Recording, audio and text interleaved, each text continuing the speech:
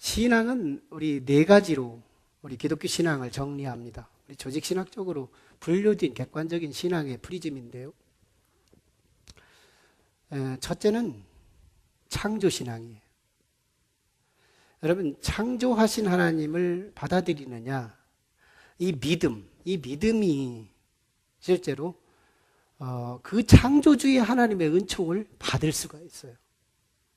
믿음은 그 은총이 흐르게 되는 거거든요. 또 하나의 신앙이 있다면 임마누엘 신앙이에요. 하나님은 지금 여기에 계시다. 지금 내 곁에 계시고 나와 함께 하신다. 하나님의 편재성은 우리가 인정하든 인정하지 않든 지금 여기에 계시는 하나님이세요. 하지만 내가 그걸 믿느냐는 거예요. 믿음으로써 그 임마누엘 하신 그 하나님의 은총이 지금 내게 흐르고 있다는 거예요. 예, 믿음의 법칙이에요. 세 번째 믿음은 십자가의 믿음이에요. 십자가의 신앙. 그리스도께서 나의 허물과 죄를 씻기 위해 나를 사랑하심으로 죄값을 치르기 위해 십자가의 순환을 당하셨다는 사실을 믿음으로 받아들이면 그 십자가의 은총이 우리에게 임한다는 거예요. 마지막 신앙은 부활신앙이에요. 오늘 부활주일이니까요.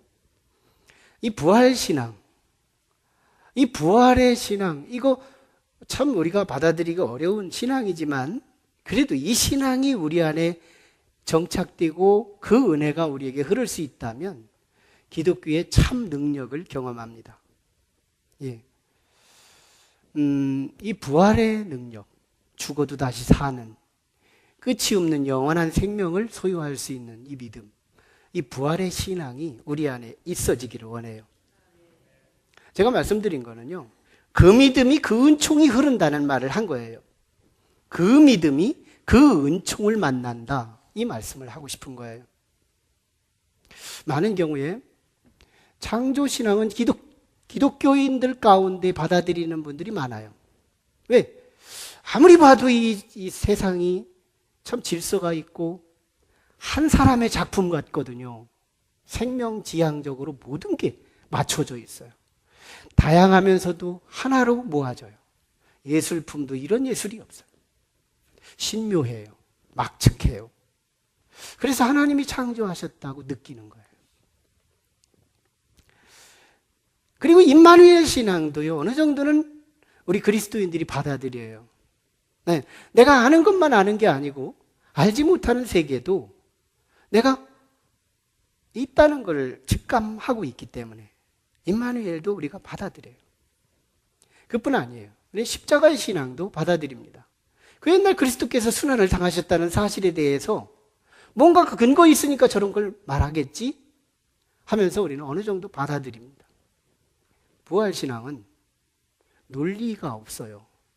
어떤 논리, 비하인드예요. 숨겨져 있어요. 도대체 뭐야 이거예요? 언제 부활했느냐는 거예요. 오늘날도 부활의 계속성이 있느냐는 거예요. 물증이 없어요. 논증할 것이 없어요. 이 부활이라는 게 참 신비해요. 그래서 이 부활은 보이지 않는 이 세상의 논증과 물증으로 설명할 수 없는, 그런데 결과만 주어질 수 있는 이 신앙이 부활신앙이에요. 이 믿음이 저와 여러분에게 있어지기를 원합니다. 저는 본문을 바꾸지 않았어요. 사실 우리가 부활주의를 만나면 부활 본문을 가지고 말씀을 나누는데요. 신약 사복음서에 나타난 부활하신 예수님의 증거들 몇 가지가 있고, 바울 서신에서 부활하신 예수 그리스도에 대한 증언의 몇 소재가 있어요. 이렇게 해서 한 10여 년 지나면 우리는 부활 텍스트를 다 띄다시피 합니다. 그리고 성도들도 그 내용에 대해서 예단하고 이 말씀이 주어지겠다, 역시 그 말씀이에요. 얼마나 단조로운지 모르죠. 그런데 성경은 부활의 사건만 다루는 본문에서만 부활의 신앙을 소개하느냐? 아니에요. 성경의 부활신앙의 풍부함, 그 속에 녹아있는 부활신앙을 캐내어서 보석을 캐내듯이 이 부활의 믿음을 끌어낼 수 있겠느냐? 저는 이 성경의 풍부한 부활신앙이 녹아있는 오늘 본문에서 그 부활하신 주님을 만나고 싶은 거예요. 오늘 말씀은요, 지난 시간에 나누었던 말씀에 계속되는 거지만 히스기야 왕이 엄청난 소리를 듣습니다. 아수르 왕 산헤립이 보낸 납사계를 통해서 유대 백성들과 지도자 히스기야 왕, 그리고 하나님, 이 관계들을 폄하시키고 지도력을 훼손시키고 그 은혜를 멈추게 하기 위해서 얼마나 파렴치 않은 언어들을 담아서 편지를 보냈는지 히스기야 왕이 친히 읽을 수가 없는 거예요. 그래서 하나님 앞에 드리면서 하나님, 눈이 있으시면 직접 읽어보시죠 하고 실물 기도를 드린 겁니다. 그랬더니 하나님의 선지자 이사야를 통하여 이 히스기야 왕한테 응답을 주신 내용이 오늘 본문 말씀이에요. 응답 주신 말씀. 근데 응답은 세 가지 종류로 오늘 본문에 구성되어 있어요. 첫째는 오늘 21절로 28절까지 주어진 아수르 왕 산헤립을 향하여 직접 화법으로 산헤립을 앞에다 두고 말하는 것처럼 직접 책망하면서 준 말씀이에요. 그리고 너는 심판을 당할 거다. 질 거다, 이 싸움에서. 이 얘기를 이제 산헤립에게 주는 말씀을 줍니다. 사실은 이스라엘이 남쪽 유다족의 군사들이 거의 전멸되다시피 했어요. 아수르 군은 아직 18만 5천 대군이 살아있어요. 그리고 신무기가 있었고, 참으로 누가 봐도 이거는 코끼리와 개미의 싸움이었어요. 반드시 아수르가 이길 상황입니다. 이스라엘은 죽음은 시간 문제였어요. 완전히 죽음이고 완전히 승자는 아수르 왕에게 주어진 상황이었어요. 그런데요, 이 전쟁은 패한다는 거예요. 두 번째는 29절부터 34절까지가 주어진 두 번째 메시지는 히스기야 왕을 격려하면서 네가 이긴다 하는 메시지를 준 거예요. 히스기야 왕을 격려합니다. 히스기야 왕아, 저놈들이 말한 거 나도 들었다. 저 교만한 소리를 나도 들었고, 저 말도 안 되는 소리를 나도 들었고, 이렇게 하나님의 백성을 짓밟는 소리 나도 들었다. 내가 갚아주마. 저들이 군사력이 있지만 유다 백성 중에 다 예루살렘 성 안으로 들어오고 유다 백성들이 다 시온 성 안으로 들어온 저 백성, 성 안에 남아있는 사람들, 예루살렘 성 안에 들어와 있는 사람들, 남은 자, 렘넌트, 남은 자, 저들을 나의 열심을 다해서 내가 보호하고 지켜줄 것이다. 열심으로 내가 지켜줄 거야. 저들이 군사가 있지만 예루살렘에 들어올 사람이 없고, 저들이 화살촉을 갖고 있지만 화살이 예루살렘으로 쏠 자가 없을 것이고, 저들이 방패가 있지만 자기 앞에 방패를 둘 자가 없고, 저들이 흙이 있지만 토성을 쌓아 성을 넘어올 자가 없을 것이다. 그것을 위해 나의 열심으로 이번 전쟁은 완승이다. 이 메시지를 준 거예요. 그리고 나서 35절로 37절까지 실제 역사가 일어나는데요, 하나님의 사자가 움직입니다. 그리고 하룻밤 사이에 18만 5천 대군이 다 송장이 되어 있더라는 거예요. 송장이 되어 있더라. 그리고 아수르 왕 산헤립 하나만 남아가지고 배주하여 아수르 니느웨 성으로 도망을 가는데요, 이그론 신전에 들어가서 그가 제사를 지내다가 자기가 사랑하는 두 아들이 칼을 들고 들어와 아버지를 쳐서 죽이는 사건이 벌어져요.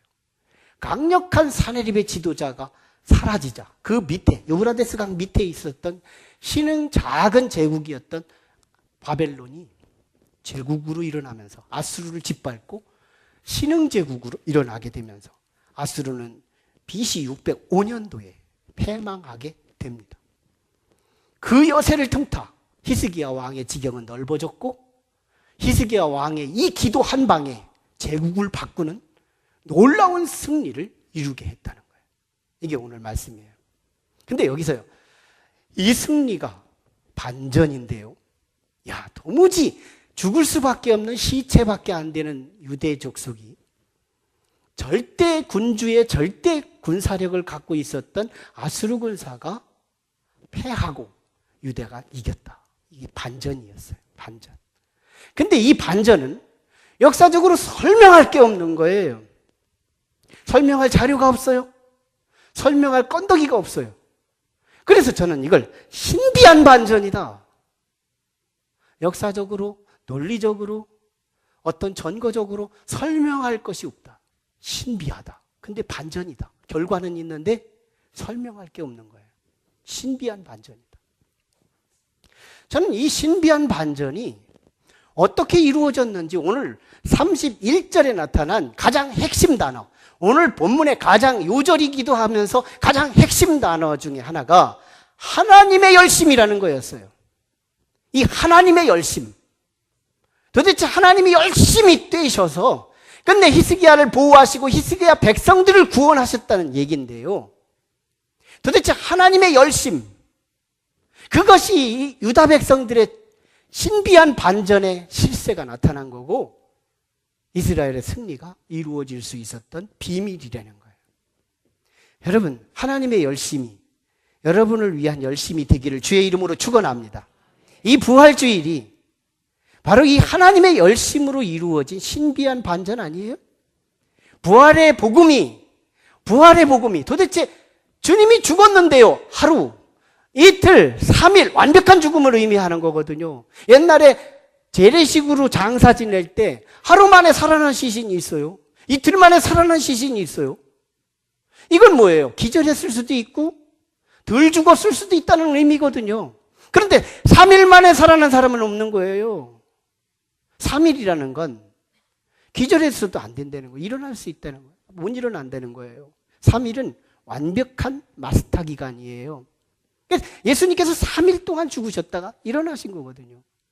이 부활의 교리, 부활의 복음이라는 것이 신비한 거예요. 예수님은 절대 패자거든요. 예수님은 절대 죽음이에요.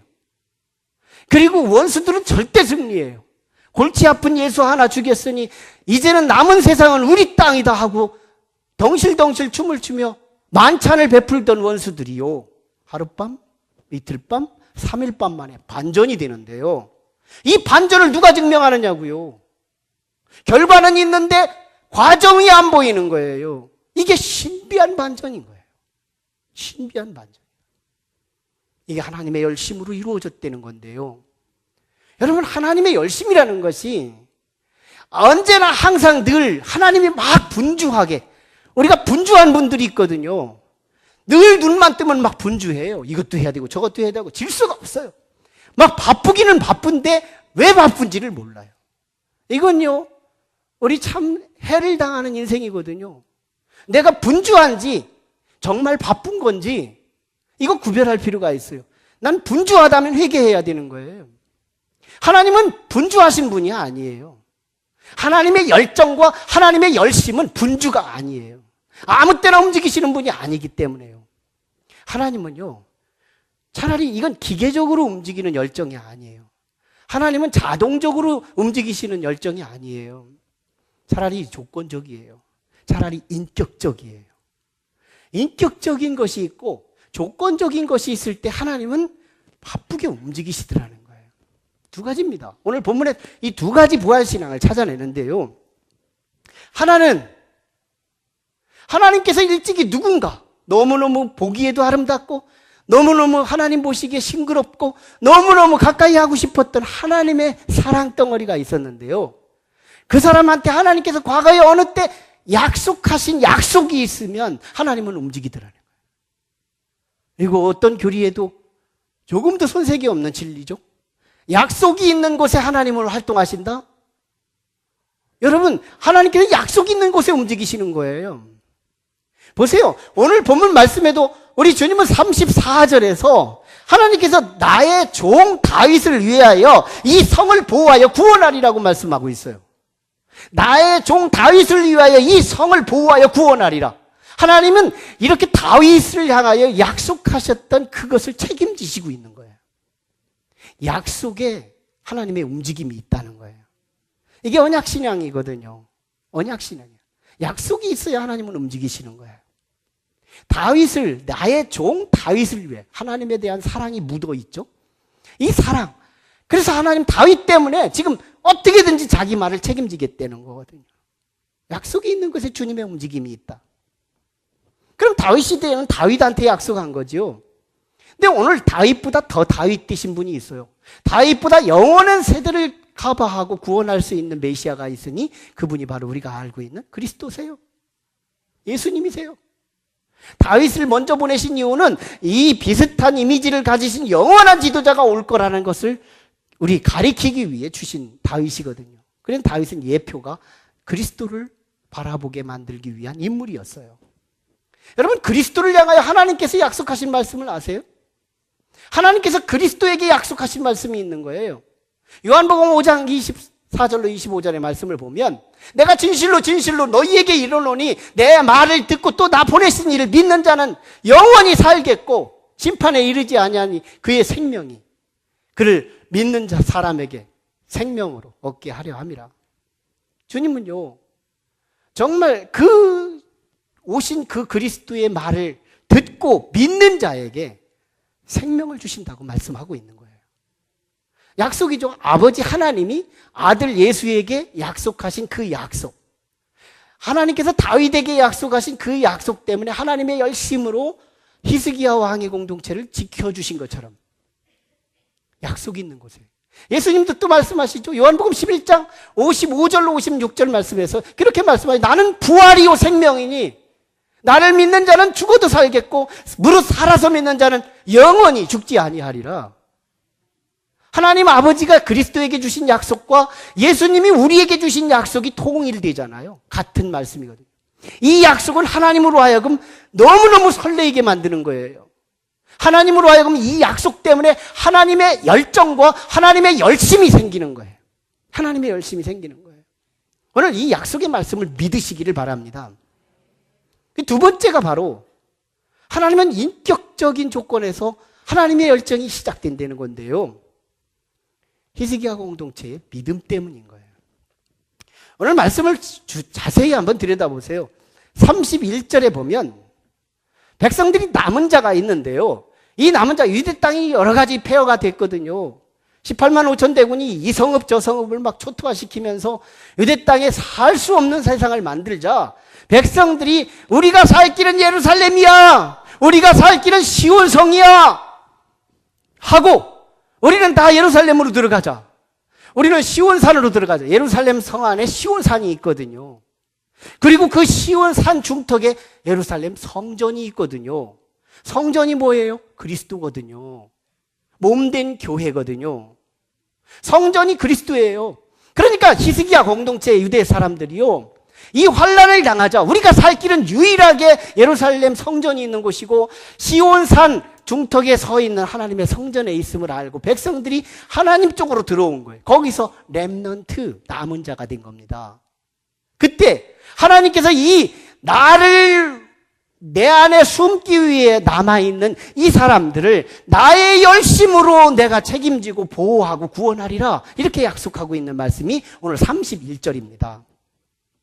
나를 믿고 나한테 피하기 위해서, 환난을 피하고 나를 구원받기 위해서 나를 찾아 들어온 남은 사람들을 내 열심으로 보호하고 구원하겠다, 이 메시지인 거예요. 여러분, 이 놀라운 하나님의 은총, 믿음이 하나님으로 하여금 움직이게 해요. 보세요. 다윗과 히스기야 사이에 250년이 지나요.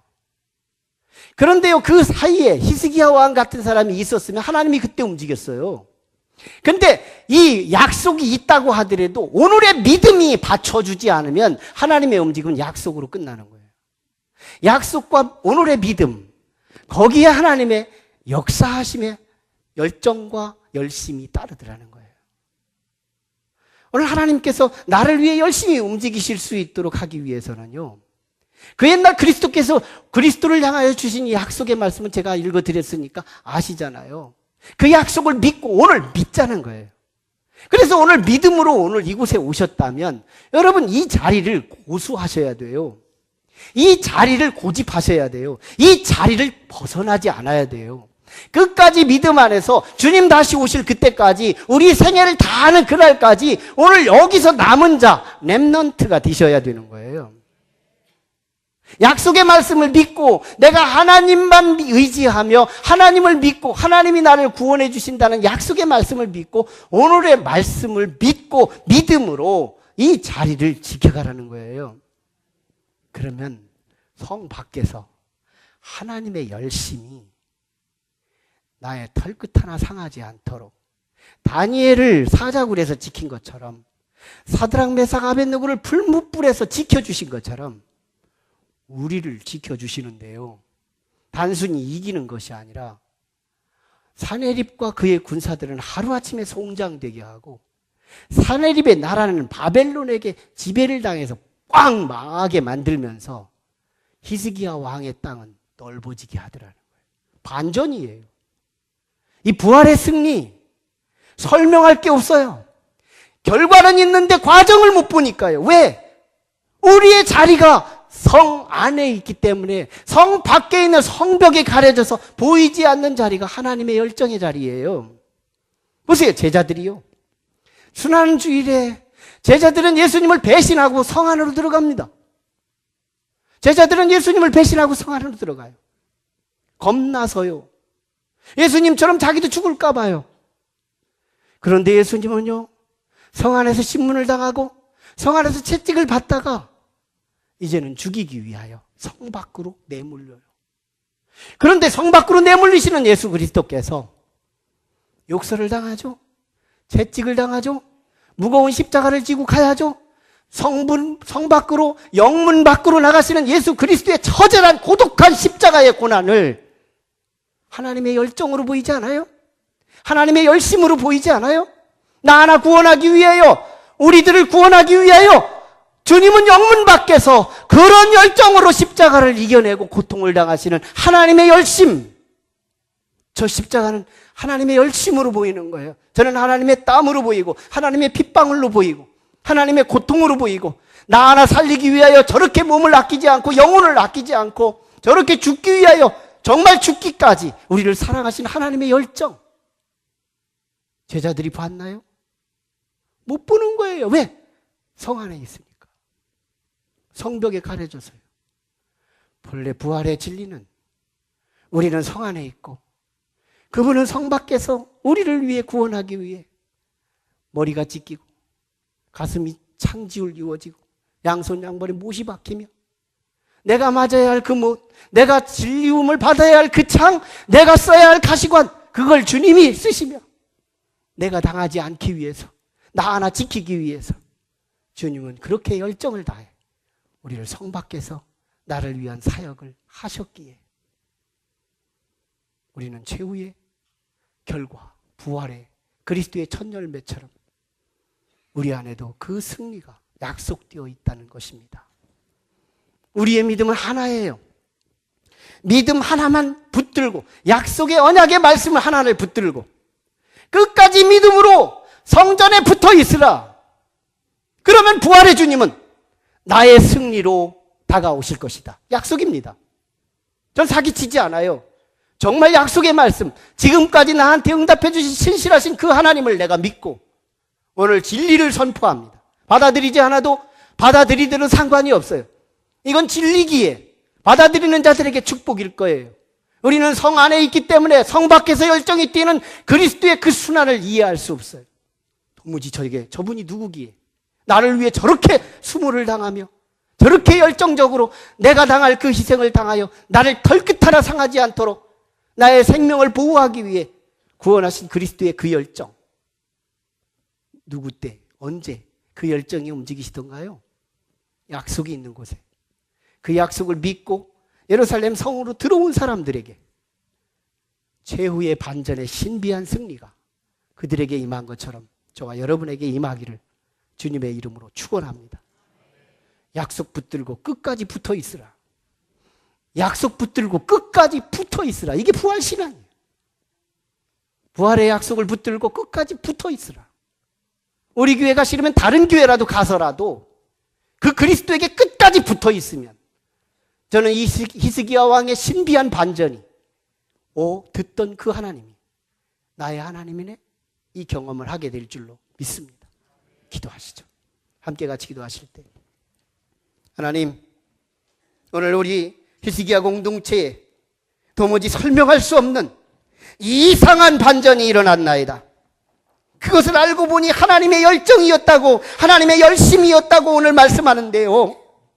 그 열심이 아무 때나 움직이시는 분주한 하나님이 아니라 하나님은 약속이 있는 곳에 열심하시고 하나님은 그 약속을 믿고 있는 자들에게 열심하셔서 털끝 하나 상하지 않고 보호하심으로 다시 부활하게 하심으로 최후의 승자를 경험하시기는 약속의 하나님을 믿고 오늘 하나님 나에게 부활의 약속에 약속하신 그 언약을 믿고 끝까지 그리스도 안에 붙어있는 부활신앙이 되게 하여 주시옵소서. 하나님, 히스기야 왕이 경험했던 그 신령한 신비한 반전이 우리의 인생에도 허락되게 하여 주시옵소서.